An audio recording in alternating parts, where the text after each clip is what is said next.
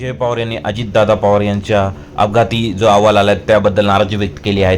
Social मीडियावर post केली आहे. AIB यांनी तपासलेल्या प्राथमिक अहवाल मी वाचला. हा अहवाल पूर्णपणे आणि सखोलपणे तयार न केल्याचं पाहून मला अत्यंत खेद आणि वेदना होत आहे. महाराष्ट्रातील जनतेला तसंच या अपघातात आपल्या प्रियजनाला गमावलेल्या सर्व कुटुंबियांना केवळ औपचारिक माहिती नव्हे तर सत्य, पारदर्शक आणि सर्वंकुश उत्तरं मिळाली पाहिजे. याशिवाय DGCAच्या कारभारावरही त्यांनी शंका व्यक्त केली आहे. ते म्हणतात DGCAने ज्या मुद्द्यावर VSR व्हेंचरचे काही विमान ग्राउंड केले आहेत त्याच मुद्द्यांवर इतर विमानांमध्येही त्रुटी असण्याची शक्यता आपण नाकारू शकत नाही.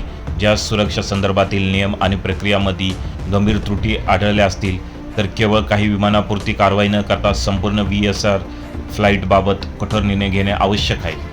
प्रवाशांच्या सुरक्षेला सर्वोच्च प्राधान्य देत आवश्यक असल्यास VSRच्या संपूर्ण विमान ताफ्याचं पूर्णपणे संचालन बंद करण्याचीही DGCAने विचार करण्यात यावा.